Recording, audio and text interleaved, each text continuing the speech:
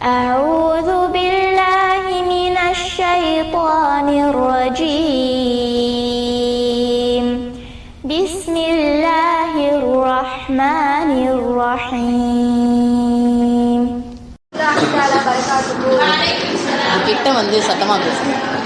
نحمده ونصلي على رسوله الكريم أما بعد فقد قال الله تعالى في القرآن الكريم والفرقان المجيد أعوذ بالله من الشيطان الرجيم بسم الله الرحمن الرحيم كل نفس ذائقة الموت صدق الله العليم. அளவற்ற அருளாளனும் நிகரற்ற அன்புடையனுமாகிய அல்லாஹ்வின் திருப்பெயரை கொண்டு ஆரம்பம் செய்கிறேன்.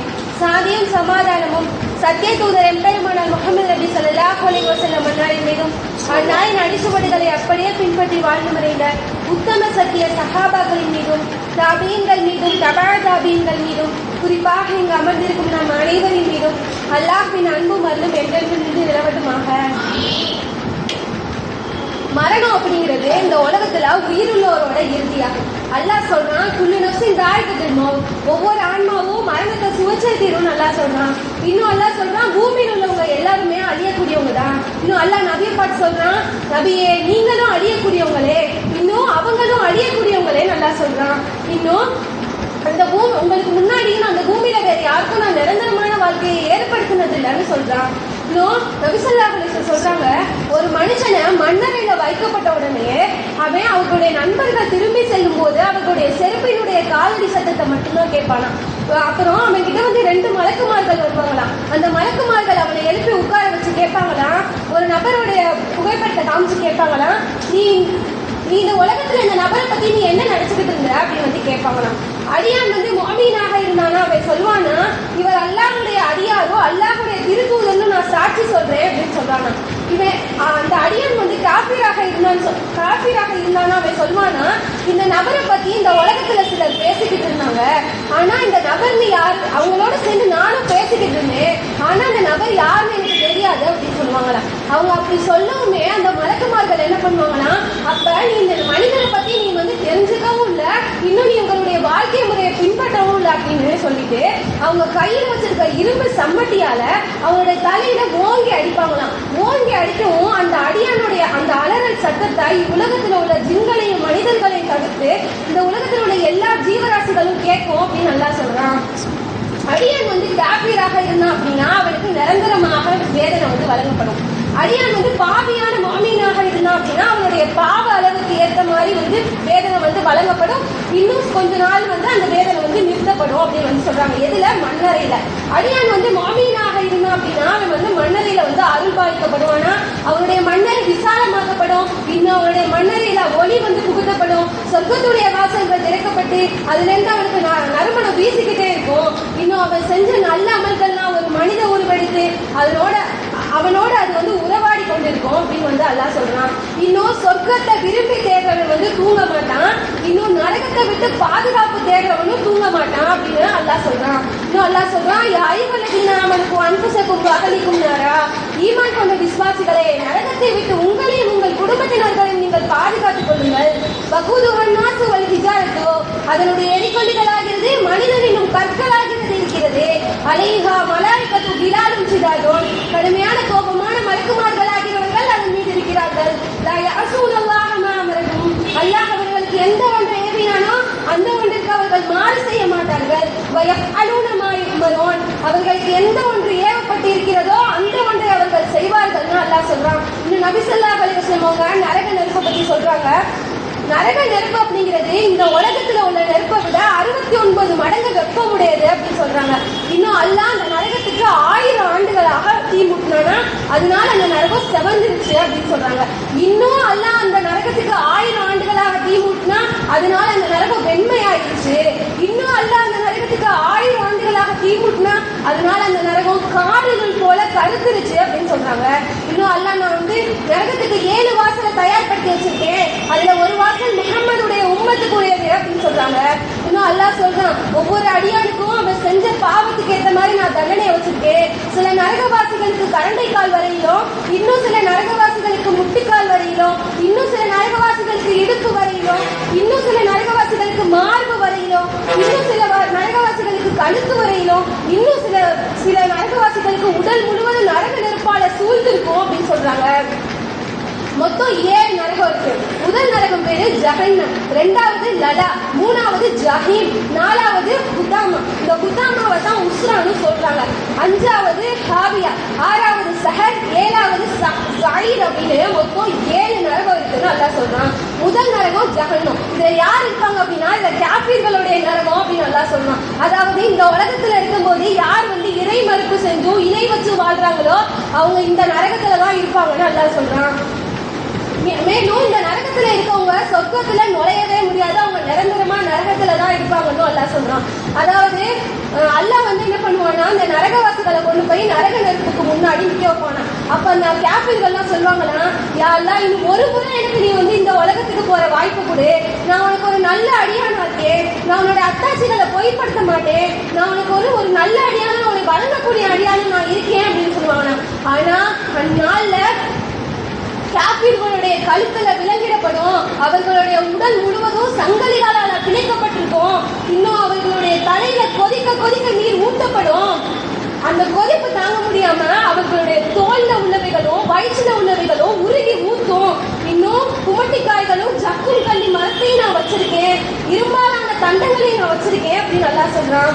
இன்னும் அந்த நரகவாசிகள் என்ன செய்வாங்கன்னா, சொர்க்கவாசிகளை பார்த்து கேட்பாங்களா, உங்களுக்கு அல்லாஹ் கொடுத்திருந்த உணவுலையும் நீர்நிலைகள் கொஞ்சம் தாங்கலை அப்படின்னு கேட்பாங்களாம். அதுக்கு அந்த சொர்க்கவாசிகள் சொல்லுவாங்கன்னா, இது அல்லாஹ் உங்களுக்கு ஹராம் ஆக்கிட்டான் அப்படின்னு சொல்லுவாங்களாம். இன்னொன்னு, நரகத்துல ஒரு கோட்டை இருக்கு, அந்த கோட்டை பேர் என்னன்னா ஹவா. யார் மீது அல்லாஹ்வுடைய கோபமும் சாபமும் இறங்குதோ அவன் ஹவால தள்ளப்படுவான் அப்படின்னு அல்லாஹ் சொல்றான். இந்த கோட்டையிலேருந்து அல்லாஹ் இந்த கோட்டையோட உச்சியிலேருந்து அந்த காஃபிர் அல்லாஹ் தள்ளா அப்படின்னா அவன் இந்த தரையை அடைகிறதுக்கு 40 ஆண்டுகள் ஆகும்னு அல்லாஹ் சொல்றான். இன்னும் அந்த நரகத்துல ஒரு ஓடை ஓடுது, அந்த ஓடை பேர் என்னன்னா அசாமா.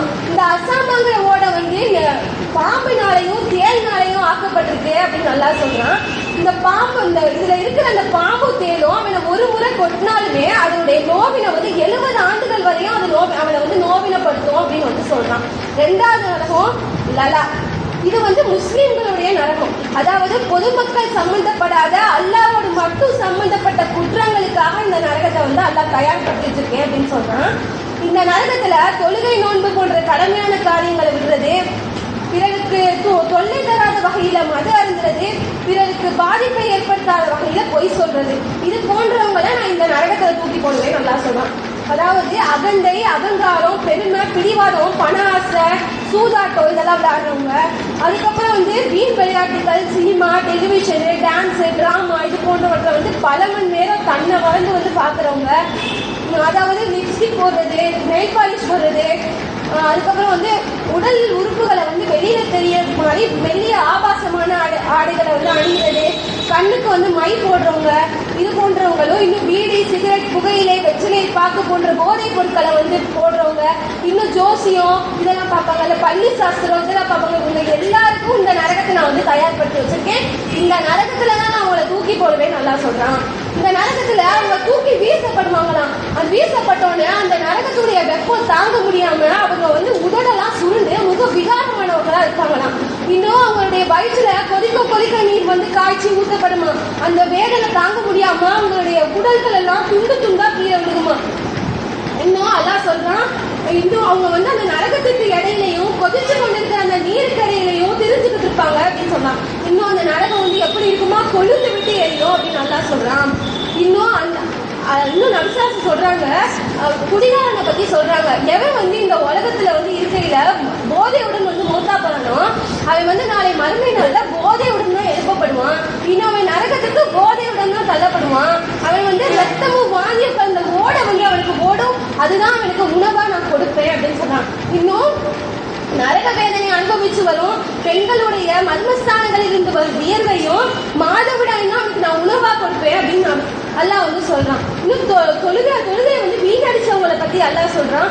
தொழுகையாளிகளுக்கு கேடுதான். இதை யாரை பார்த்து சொல்றான் அப்படின்னா, இந்த உலகத்துல தொழுகிறேன்னு சொல்லுவாங்க, பாராமுகமாகவும் அசட்டையாகவும் சொல்லுவாங்களே. அவங்களுடைய தொழுகை எப்படி இருக்கும்னா பிறருக்கு காண்பிக்கவே தான் இருக்குமா. இது போன்ற தொழுகிறவங்களுக்கு நான் இந்த நரகத்துல அவங்களை தூக்கி போடுவேன்னு சொல்றான். நபி ஸல்லல்லாஹு அலைஹி வஸல்லம் அவங்க மெஹ்ராஜ் செல்லையில ஒரு காட்சியை பாக்குறாங்க. ஒரு மாணவர் இருக்காரு, அவர் ஒரு அடியானுடைய தலையில என்ன பண்றாங்களோ ஒரு பாறங்களை தூக்கி போடுறாங்களாம். தூக்கி போடவும் அவருடைய தலை அப்படியே நசுங்கிருச்சான். திரும்ப அதை எடுக்கிறதுக்குள்ளாட்டியும் அந்த தலை வந்து மீண்டும் ஒன்று சேர்ந்துச்சான். இப்படி தொடர்ந்து நடந்துகிட்டே இருக்கு. அப்போ வந்து நபி ஸல்லல்லாஹு அலைஹி வஸல்லம் ஜிப்ரீல் அலைஹிஸ்ஸலாம் கேட்கறாங்க, இவங்களுக்கு ஏன் இப்படி நடக்குது அப்படின்னு வந்து கேட்கறாங்க. அதுக்கு ஜிப்ரீல் அலைஹிஸ்ஸலாம் சொல்றாங்க, இவங்க தான் வேணும்னே தொழுகையில தூங்கிக்கிட்டு இருந்தவங்க அப்படின்னு வந்து சொல்றாங்க. இன்னும் உமர் ரலியல்லாஹு அன்ஹு ஒரு சம்பவம் சொல்றாங்க. ஒரு நாள் நபி ஸல்லல்லாஹு அலைஹி வஸல்லம் ஒரு மரத்துக்கு கீழே உட்கார்ந்து இருந்தாங்களாம். அப்ப ஒரு நபர் வந்து சொல்றாரு, யா ரசூலல்லாஹ், ஒரு அடியான் வந்து சக்கராத் வேதனையில இருக்காரு, அவரை வந்து நீங்க பாருங்க அப்படின்னு வந்து சொல்றாங்களாம். உடனே நபி ஸல்லல்லாஹு அலைஹி வஸல்லம் அவங்க வீட்டுக்கு போறாங்களாம். போனோன்னா அங்க உள்ள அந்த நபரை பார்த்து, நீங்க லா இலாஹ இல்லல்லாஹ் முஹம்மது ரசூலுல்லாஹ் இந்த கலிமாவை நீங்க சொல்லுங்க அப்படின்னு சொல்றாங்க.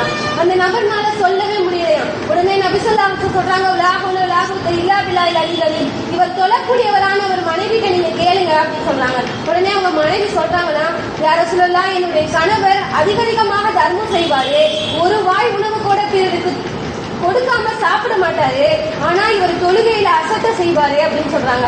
இதை கேட்ட நபி ஸல்லல்லாஹு அலைஹி வஸல்லம் சொல்றாங்க, லா ஹவ்ல வலா குவத்த இல்லா பில்லாஹில் அலிய்யில் அலீம், இவருடைய நற்செயல்கள் எல்லாம் அழிஞ்சிருச்சு, இவங்க தொழுகாதனால இவருடைய நற்செயல்கள் எல்லாம் அல்லாஹ் அழிச்சிட்டான், இவர் வந்து மறுமையில இழப்பிற்குள்ளானவர் ஆயிட்டாரு அப்படின்னு சொல்றாங்களாம். மேலும் நப்சாசு சொல்றாங்க, யார் வந்து தொழுகையில வந்து அசட்ட செய்யறாங்களோ, தொழுகாம இருக்காங்களோ, அவங்களுக்கு கலிமாவுக்கு நாவு உதவாது, மேலும் அவங்களுக்கு மூதேவிங்கிற பட்டம் வழங்கப்படும்.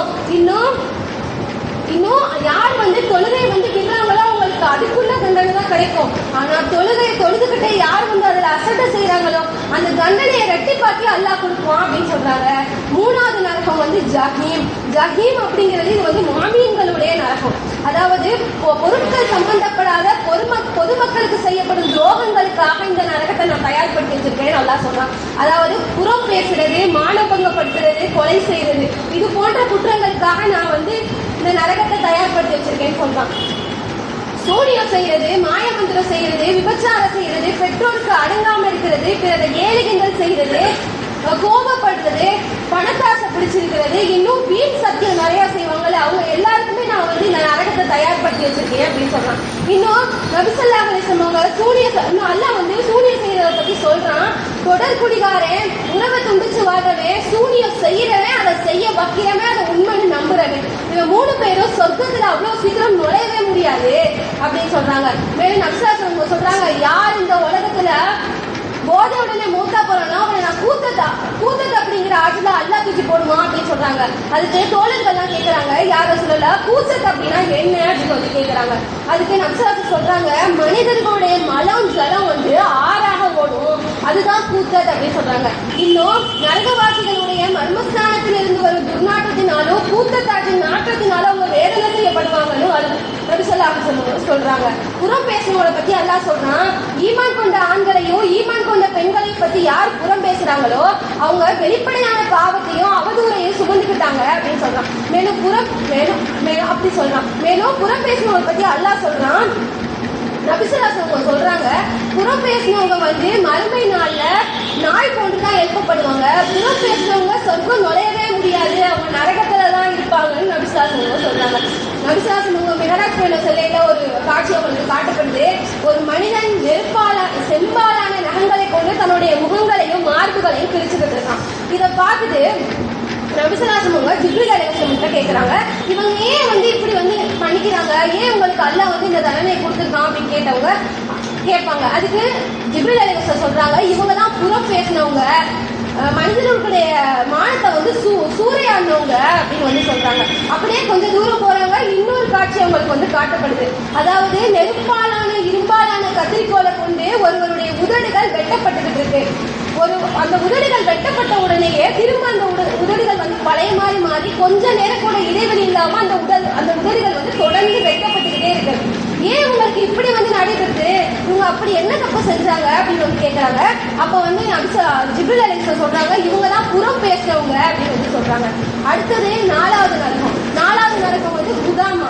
இது வந்து மோசடி செய்வாங்கல்ல, அப்படியேப்பட்டவங்க எல்லாம் இந்த நரகத்துல இருப்பாங்க அப்படின்னு வந்து அல்லாஹ் சொல்றான். திருட்டு, வழிப்பறி, கொள்ளை, லஞ்சம் வாங்குறது, வரதட்சணை வாங்குறது, அதிக பணத்துக்கு ஆசைப்பட்டு லாட்டரி சீட்ல வாங்குவாங்கல்ல, அவங்க எல்லாருமே இந்த நரகத்துலதான் நான் வந்து அவங்க போடுவேன் அப்படின்னு அல்லாஹ் சொல்றான். இந்த நரகம் வந்து எப்படி இருக்கும் அப்படின்னா 70 மடங்கு வெப்பமாக இருக்குமா, நெருப்பு மாளிகையும் நெருப்பு குடிநீரும் இன்னும் நாற்றமான குடிநீரும் நாற்றமான உணவும் நான் அவங்களுக்கு தயார்படுத்தி வச்சிருக்கேன் நல்லா சொல்றான்.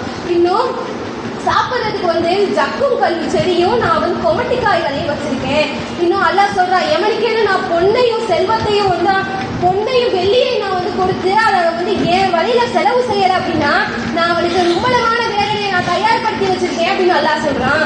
இன்னும் அல்லாஹ் சொல்றான், மறுமை நாள் அன்னைக்கு அந்த ஜக்காத் கொடுக்கப்படாத செல்வம் அந்த நரக நெருப்புல போட்டு உருக்கப்பட்டு அவனுடைய நெத்தியிலையும் விழாப்புறங்களிலும் முதுகலையும் நான் சூடு போடுவேன்னு அல்லாஹ் சொல்றான். இன்னும் ஜக்காத் கொடுக்காத கஞ்சனா இருக்காங்கல்ல இந்த உலகத்துல, அவங்கள பத்தி நப்சராச சொல்றாங்க, எவனொருவன் இந்த உலகத்துல இருக்கும்போது ஜக்காத் கொடுக்காம அல்லாஹ் வந்து அதற்கான செல்வத்தை அழிச்சிருந்தும் அவன் ஜக்காத் கொடுக்காம வந்து இருந்தானா அவன் அந்த ஜக்காத் கொடுக்கப்படாத செல்வம்லாம் கொடிய நஞ்சுடைய கிழக்கு பாம்பாக காட்சி தரும். அதோட நெற்றியில 2 கருப்புள்ளிகள் இருக்கும். அது அவனுடைய தாடைகளை பிடிச்சு கொண்டு சொல்லும், நான் தான் அவனது செல்வம், நான் தான் அவனது கருவூலம் அப்படின்னு சொல்லும். இன்னும் ஆடு மாடு கோழி போன்ற கால்நடைகளுக்கு கொடுக்க வேண்டிய ஜக்காக நம்ம வந்து சரியா கொடுத்துடணும். இல்ல அப்படின்னா அது பல மடங்கு பருமனாகி நம்மளை முட்டி முட்டி வேதனை செய்யும்னு அல்லாஹ் சொல்றான். அடுத்து வட்டி உண்டவனை பத்தி நபி ஸல்லல்லாஹு அலைஹி வஸல்லம் சொல்றாங்க, எவன் இந்த உலகத்துல இருக்கையில வட்டி உண்டானோ அவன் மறுமை நாள்ல வந்து கணச்சுக்கிட்டே தான் எந்திரிப்பான் அப்படின்னு சொல்றாங்க. மேலும் வட்டி உண்டு வாழ்றவன் அவன் நரகத்துக்குரியவன், அவன் சொர்க்கத்துல நுழையவே முடியாது அப்படின்னு சொல்றாங்க. நபி ஸல்லல்லாஹு அலைஹி வஸல்லம் மெஹராஜ் பயணத்துல செல்லையில ஒரு காட்சியை பாக்குறாங்க. ஒரு கூட்டம் செத்த பிணங்களை சாப்பிட்டு இருக்கு. இவங்க ஏன் இப்படி சாப்பிட்டு இருக்காங்க, இவங்க அப்படி என்ன தப்பு செஞ்சாங்க? நபி ஸல்லல்லாஹு அலைஹி வஸல்லம் ஜிப்ரீல் அலைஹிஸ்ஸலாம் கிட்ட கேக்குறாங்க. இவங்க தான் வட்டியை உண்டவங்க, மனிதர்களுடைய மாமிசத்தை சாப்பிட்டவங்க அப்படின்னு வந்து சொல்றாங்க. இன்னும் கொஞ்சம் தூரம் போறாங்க, இன்னொரு காட்சி அவங்களுக்கு காட்டப்படுது. ஒரு ஒரு ஒரு கூட்டத்தாருடைய வயிறு எப்படி இருக்கும்னா வீடுகள் போன்று பெருசு பெருசா இருக்கான். இதை பார்த்து நபி ஸல்லல்லாஹு அலைஹி வஸல்லம் ஜிப்ரீல் அலைஹிஸ்ஸலாம் கேக்குறாங்க, இவங்களுடைய வயிறுலாம் ஏன் இப்படி இருக்கு, அவங்க எப்படி என்ன தப்பு செஞ்சாங்க அப்படின்னு வந்து கேக்குறாங்க. இவங்க தான் மனிதர்களுடைய மாமிசத்தை சாப்பிட்டவங்க, இவங்க தான் வட்டியை உண்டவங்க அப்படின்னு சொல்றாங்க. இன்னும் அனாதிகளுடைய சொத்தை எடுத்துப்பாங்கல்ல, அவங்கள பத்தி அல்லாஹ் சொல்றான், யார் இந்த உலகத்துல இருக்கையில அனாதிகளுடைய சொத்தை எடுத்துக்கிறாங்களோ அவங்க நாளை மறுமை நாள்ல கண்களிலும் காதலையும் மூக்குலையும் வாயிலையும் நரக நெருப்பு கொளுத்து விட்டு இறந்தவங்களா தான் வெளில வருவாங்க. மேலும் அவங்களுடைய அந்த முகம் வந்து நரக நெருப்பால கருக்கப்பட்டிருக்கும். இன்னும் அவங்களுடைய வயிற்றுல நரக நெருப்பு நிரப்பப்பட்டிருக்கும்னு அல்லாஹ் சொல்றான்.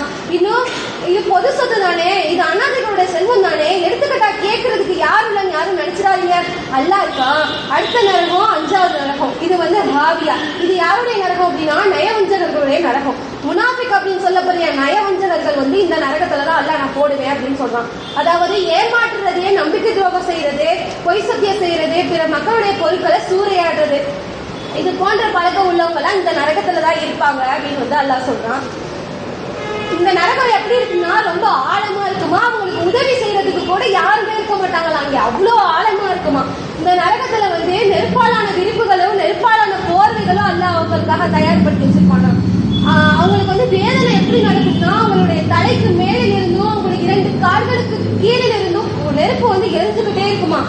அப்போ வந்து அல்லாஹ் சொல்லுவானா, நீங்க செஞ்சுக்கிட்டதோட பலனை இப்ப நீங்க சுவைச்சு பாருங்க அப்படின்னு வந்து சொல்லுவானா.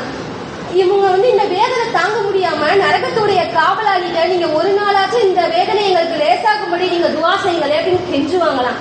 இன்னும் நபி ஸல்லல்லாஹு அலைஹி வஸல்லம் அவங்க மெஹராஜ் பயணம் செல்லும் போது ஒரு காட்சியை பார்க்கறாங்க. ஒரு மனிதனுடைய கண்களிலும் காதுகளிலையும் மூக்குலையும் கொக்கிய மாட்டி ஒரு மாணவர் பின்பக்கமா எடுத்துட்டு போறாங்க. இன்னொரு மாணவர் அந்த உறுப்பெல்லாம் கிழிஞ்சிருச்சு. இன்னொரு மாணவர் ஒரு மனிதனுடைய வாயில கொக்கிய மாட்டி அதை முன்பக்கமா எடுத்துட்டு போறாங்க. முன்பக்கமா இழுத்துட்டு போகையில பின்பக்கமா இழுத்துட்டு போன உறுப்புகள்லாம் சரியாயிருச்சு. இப்படி மாத்தி மாத்தி இழுத்துட்டு போய்கிட்டே இருக்காங்க. இதை வந்து நபி ஸல்லல்லாஹு அலைஹி வஸல்லம் ஜிப்ரீல் அலைஹிஸ்ஸலாம் கேட்கறாங்க, உங்களுக்கு ஏன் இப்படி நடக்குது அப்படின்னு கேட்கறாங்க. அதுக்கு ஜிப்ரீல் அலைஹிஸ்ஸலாம் சொல்றாங்க, இவங்க தான் இந்த உலகத்துல பொய் சொல்லி வாழ்ந்தவங்க அப்படின்னு வந்து சொல்றாங்க. மேலும் இந்த உலகத்துல யாரு வெட்ட வேஷம் போடுறாங்களோ அவங்க நாளை மறுமை நாள்ல நெருப்பாலான 2 முகங்களுடனும் நெருப்பாலான 2 நாவுகளுடனும் தான் எழுப்பப்படுவாங்க அப்படின்னு சொல்றாங்க. அடுத்ததாக சக்கர், இது வந்து அதிகாரிகளுடைய நரகம்.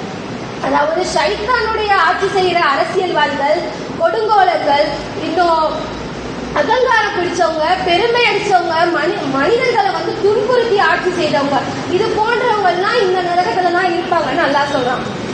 அதாவது இந்த நரகத்துல அவங்களுக்கு எப்படி வேதனை செய்வாங்க அப்படின்னா, இவங்களுக்காக நான் நரக நெருப்பை தயார்படுத்தி வச்சிருக்கேன் அப்படின்னு அல்லாஹ் சொல்றான்.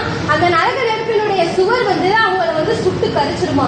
இவங்களுக்கு குடிக்க குடிபானமா அல்லாஹ் வந்து ஈயத்தை காய்ச்சி வச்சிருப்பானா. அவங்க அதை குடிக்க முயற்சிக்கும் போதெல்லாம் அந்த ஈ அவங்களுடைய மூஞ்சில அவங்களுடைய முகத்தை சுட்டு கரிச்சிருமா. உங்க சொல்லுவாங்களாம், யாரெல்லாம் எனக்கு செம்பு நீர் வேண்டாம், எனக்கு நீ வேற நீரை கொடு, எனக்கு ரொம்ப தாகமா இருக்கு அப்படின்னு கேட்பாங்களாம். அப்ப அல்லாஹ் தாரை வந்து குடிப்பானா, அது அவங்க ரொம்ப சிரமத்தோடு குடிப்பாங்களாம். அப்படி இருந்துமே அவங்களுடைய தொண்டையில அது அவ்வளவு சீக்கிரம் இறங்காது அப்படின்னு அல்லாஹ் சொல்றான்.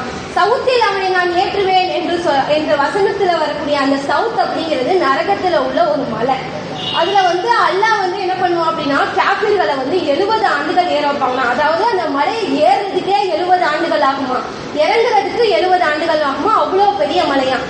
இந்த மலையில வந்து அவங்களை ஏற வச்சும் இறங்க வச்சும் அல்லாஹ் வந்து வேதனை செய்வானா. சம்மட்டியை பத்தி அல்லாஹ் சொல்றான். மலக்குமார்கள் வச்சிருக்கிற சம்மட்டிய அல்லாஹ் இந்த உலகத்துல வந்து வச்சான் அப்படின்னா, மனிதர்கள் ஜின்கள் அனைவரும் சேர்ந்து அந்த சம்மட்டியை தூக்க முயற்சி செஞ்சாலும் அதை ஒரு ஜான் அளவு கூட அசைக்க முடியாதான். அந்த சம்மட்டியை எடுத்து ஒரு மலையில சும்மா தட்டினாலே போதும், அந்த மலை தூசி ஆயிடும் அப்படின்னு சொல்றாங்க. இன்னும் அந்த சம்மட்டியை எடுத்து மனிதனுடைய தலையில அடிச்சா அவனுடைய தலை செதறு தேங்காய் போல செதறிடும் நபி ஸல்லல்லாஹு அலைஹி வஸல்லம் அவங்க சொல்றாங்க. இறுதி நரகமாக சயீர் அப்படிங்கிறது இது வந்து ஷைத்தான்களுடைய நரகம். அல்லாஹ் சொல்றான், இந்த நரகத்தை நான் ஷைத்தான்களுக்காக மட்டும்தான் தயார்படுத்தி வச்சிருக்கேன் அப்படின்னு சொல்றான். இரவு நேரங்கள்ல நட்சத்திரங்கள்லாம் விழுவது போன்ற காட்சியை நம்ம வந்து பார்த்திருக்கோம். இதெல்லாம் காரணம் இல்லாமலாம் விழுகிறது இல்ல. அதாவது முதல் வானத்துல சைத்தான் போவானா, அப்ப அங்கிருந்த வானவர் என்ன பண்ணுவாங்களாம், நெருப்பு பந்தை வந்து அவங்க மேல வந்து வீசுவாங்களாம். வீசி அதுதான் வந்து நம்ம மக்கள் என்ன சொல்றாங்க, எரி நட்சத்திரம் அப்படின்னு வந்து சொல்றாங்க. இப்படிதான் இந்த உலகத்துல சைத்தான் வந்து என்ன பண்ணாலும் வேதனை செய்யப்படுறோம். இன்னும் அல்லாஹ் சொல்றான், நான் சைத்தானுக்காக சயீர் என்னும் நரக நெருப்பை நான் தயார்படுத்தி வச்சிருக்கேன் அப்படின்னு அல்லாஹ் சொல்றான். இன்னும் மலக்குமார்கள் வந்து இறையரசுடைய ஒளியாலையும், இப்லீஸ் வந்து நெருப்பு ஜுவாலையினாலும், மனிதர்கள் வந்து மண்ணாலையும், ஊருளின் பெண்கள் வந்து குங்கும பூனாலையும் நான் வந்து தயார்படுத்தி வச்சிருக்கேன் அப்படின்னு சொல்றான். நடத்தை கெட்ட மனிதர்களுக்கு கிடைக்க இருக்கிற தண்டனையை அப்படியே ரெட்டிப்பாக்கி அவங்களை வலிக்கெடுத்த சைத்தானுக்கு நான் கொடுப்பேன் அப்படின்னு வந்து அல்லாஹ் சொல்றான். இன்னும் நரகம் வந்து ஒரு நாள் அல்லாஹ்ட்ட போய் சொல்லிச்சான், யா அல்லாஹ், என்னுடைய ஒரு பகுதியை என்னுடைய இன்னொரு பகுதி சாப்பிட்டுச்சு, என்னால மூச்சு விட முடியல, நீ எனக்கு மூச்சு விடுறதுக்கு காலத்தை ஒதுக்கித்தாடா யா அல்லாஹ் அப்படின்னு கேட்டுச்சான். அப்ப அல்லாஹ் வந்து சொன்னானா, உனக்கு நான் 2 காலத்தை ஒதுக்கி தரேன், நீ அந்த காலத்துல நீ மூச்சு விட்டுக்க அப்படின்னு சொன்னாங்க. ஒண்ணு கோடை காலம், இன்னொன்னு குளிர்காலம். கோடை காலத்துல நரகம் வந்து மூச்சு விடும் போதுதான் நமக்கு கடும் வெப்பமாகவும், இன்னும் குளிர்காலத்துல வந்து நரகம் வந்து மூச்சு விடும் போதுதான் கடும் குளிராகவும் இருக்குன்னு நபி ஸல்லல்லாஹு அலைஹி வஸல்லம் சொல்றாங்க. இப்ப ஒரு மனுஷன் வந்து நரகத்துல இருந்து 7 முறை தினமும் பாதுகாப்பு கேட்டான்னா, அந்த நரகம் அல்லாஹ்ட்ட வந்து நரகத்தை பத்தி யாராச்சும் 7 முறை வந்து பாதுகாப்பு கேட்டாங்கன்னா, அந்த நரகம் போய் அல்லாஹ்ட்ட சொல்லுமா, யா அல்லாஹ், இன்னும் அடியா என்கிட்ட இருந்து பாதுகாப்பு தர்றான், எனவே நீ அவனுக்கு பாதுகாப்பு கொடுத்துரு அப்படின்னு சொல்றாங்க. அல்லாஹும்ம அஜிர்னா மினன் நார், என்னை யார் ஒவ்வொரு பர்ல தொழுகைக்கு பின்னாடியும் 7 முறை வந்து ஓதிக்கிறாங்களோ அவங்களுக்கு நான் நரகத்துல இருந்து பாதுகாப்பு தரேன்னு அல்லாஹ் சொல்றான். மனுஷன் வந்து தப்பு செய்யறது இயல்புதான். ஆனா அந்த தப்பை உணர்ந்து அதை திரும்ப செய்யாம இருந்து அல்லாஹ்ட்ட பாவ மன்னிப்பு தேடி சக்கராத் வேதனை, கபருடைய வேதனை, மறுமை நாள் வேதனை, நரக வேதனை ஆகியவற்றில இருந்து பாதுகாப்பு தரணும். இன்ஷா அல்லாஹ் நாம் செஞ்ச பாவத்துல இருந்து நம்ம விலகிட்டு அல்லாஹ்ட்ட அதிகமாக பாவ மன்னிப்பு தேடி சொர்க்கத்துடைய சாவியை கையில் ஏந்தி நரகத்தை ஹராமாக்கி மறுமையில வெற்றி பெற்று எல்லாம் வல்லால நம்ம அனைவருக்கும் ஜன்னத்துல் ஃபிர்தௌஸ் இந்த உயர்வான சொர்க்கத்தில் தந்தவன் புரிவானாக என்று துஆ செய்தவளாக என்னுடைய உரையை முடித்துக் கொள்கிறேன். வாஹித் தவானா அல்ஹம்துலில்லாஹி ரப்பில் ஆலமீன். அஸ்ஸலாமு அலைக்கும் வரஹ்மத்துல்லாஹி தஆலா வபரகாத்துஹு.